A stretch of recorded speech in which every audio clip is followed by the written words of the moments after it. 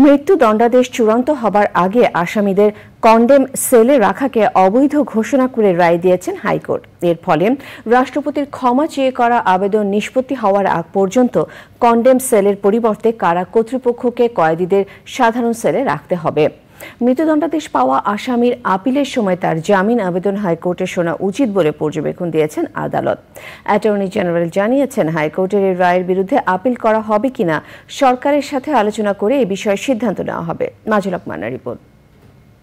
মৃত্যুদণ্ডাদেশ চূড়ান্ত হওয়ার আগে আসামিদের কন্ডেম সেলে রাখার বৈধতা চ্যালেঞ্জ করে 2021 সালের 2রা সেপ্টেম্বর হাইকোর্টে রিট করেন 3 কয়েদি। তারা হলেন চট্টগ্রাম কারাগারের কন্ডেম সেলে থাকা সাতকানিয়ার জিল্লুর রহমান, সিলেট কারাগারে থাকা সুনামগঞ্জের আব্দুর রশিদ ও কুমিল্লার কারাগারে থাকা খাগড়াছড়ির শাহ আলম। রিট আবেদনের শুনানি শেষে 2022 সালের 5 এপ্রিল রুল জারি করেন হাইকোর্ট।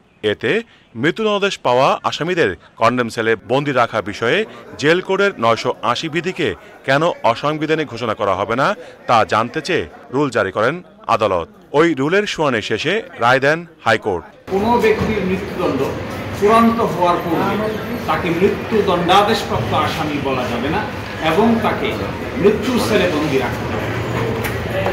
মৃত্যুদণ্ডাদেশ চূড়ান্ত হবে যত বিচার বিভাগীয় পদক্ষেপ আছে, হাইকোর্ট বিভাগ, আপিল বিভাগ এবং প্রশাসনিক পদক্ষেপ আছে, মহামান্য রাষ্ট্রপতির কাছে ক্ষমা প্রার্থনা, এই সব কিছু নিষ্পত্তি করেই একজন ব্যক্তির মৃত্যুদণ্ডাদেশ চূড়ান্ত।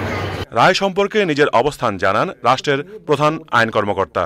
মৃত্যুদণ্ডপ্রাপ্ত আসামির বেইল অ্যাপ্লিকেশনটা কনসিডার করা যাবে, এটা আমাদের দেশে এখন পর্যন্ত হয়নি, যার ফলে এটা হয়তো আমি সরকারের সাথে আলাপ করব।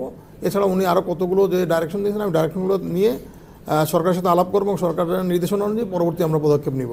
আইনজীবীরা জানিয়েছেন, 2022 সাল পর্যন্ত এক হিসাব অনুযায়ী দেশের বিভিন্ন কারাগারে 2556 জন কয়েদি কন্ডেম সেলে বন্দী আছেন। মাজুল হক মান্না, চ্যানেল আই, ঢাকা।